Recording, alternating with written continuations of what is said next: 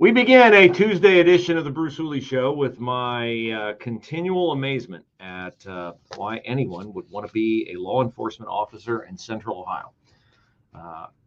I wouldn't blame these men and women if they walked off the job. I really would not. Sure, it would throw our neighborhoods into chaos, but they already are. And the risk that these officers take every single day to perform their duty, the level of criminality that they are subjected to, the threat to their very lives that is visited upon them and can come randomly at any time, is stark, of course, and we always know that about law enforcement. That goes with the job. They sign up for that. What they don't sign up for is that when they react according to their training, that they are betrayed by the people above them in command. And in the case of a Blendon Township police officer, a grand jury who has now indicted him on a murder charge in connection with an August 24th incident a year ago at a Kroger in Blendon Township, which is over kind of Westerville-ish, Minerva Park, that side of town. What happened in this incident that has resulted in 4 counts of murder, 4 counts of felonious assault, 2 counts of involuntary manslaughter? The 2 counts of involuntary manslaughter are interesting in a area of Ohio where abortion is a holy sacrament for the Democrats. The baby means nothing to them, except when a woman is killed and she's pregnant. Then the officer gets cited for 2 or gets charged with 2 counts of involuntary manslaughter. I have no idea, but I'm sure it's some judicial hoop they have to jump through that he's charged with 4 counts of murder and 4 counts of felonious assault. There was 1 woman killed and her pregnant child. The pregnant child is dead because, like so many of these situations, the criminal made a series of horrifically stupid, selfish, and bad decisions, and then found out that when they escalated those stupid, bad decisions to a level that caused officers to act to protect their own safety, well, then the mom lost her life, and unfortunately, the unborn child that she was carrying also lost her life. So let's revisit August 24th of last year, Kroger, over in the Westerville-ish area. And 21-year-old Takaya Young is in the Kroger. She has brought her 3-year-old and 6-year-old to the Kroger with her. And store video clearly shows Takaya Young, who is pregnant, engaging in planned shoplifting of high-priced liquor from the Kroger store. It's on the store video. She's there with a couple other people. They are co-conspirators with her in this criminal act. What she's doing in this video, what they're doing in this video, is the reason why Kroger has instituted a stop and show me your receipt policy at a lot of its checkouts, because people come in, they bring big bags into the store, they fill them up with items that they can fence somewhere else, take the cash. They're criminals.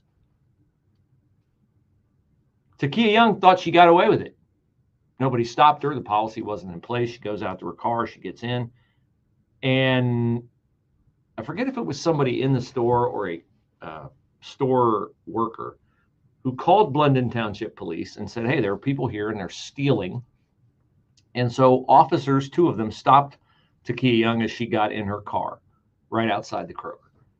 They ordered her to get out of the car. She would not. So let's count up the bad decisions already, okay? She's chosen to put her children in peril. She got pregnant and had a child at 15, bad decision. She had another child at 18, bad decision. She's pregnant again at 21. She goes with her friends to Kroger with the purposed intent to steal, brings her kids along, bad decision. Steals, bad decision. Leaves the store, gets in the car, confronted by police. And what would happen if she had just opened up her door, got out of her car, she would have been arrested. She had the stolen merchandise on her.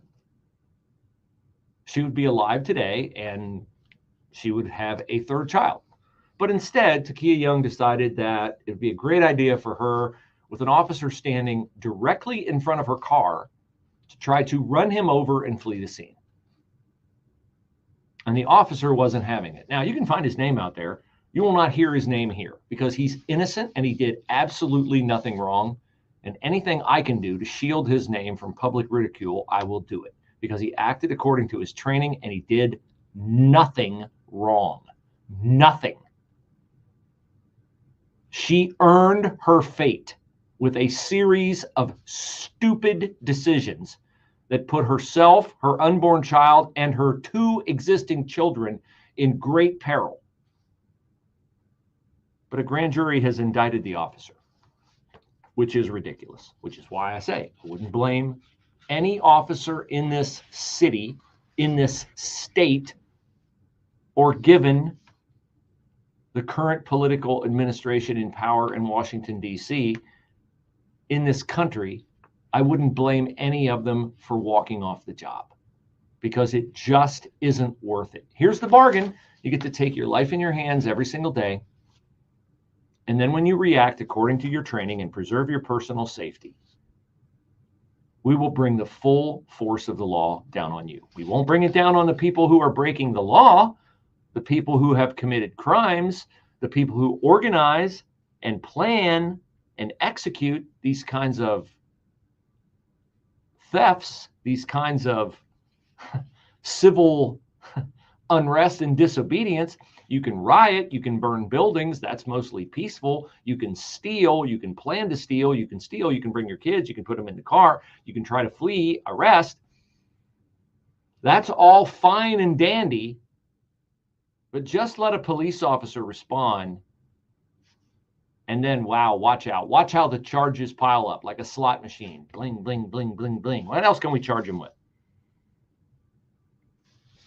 This is sickening, utterly sickening, that this officer was not exonerated immediately. He had a twist in the wind for a better part of a year, and now he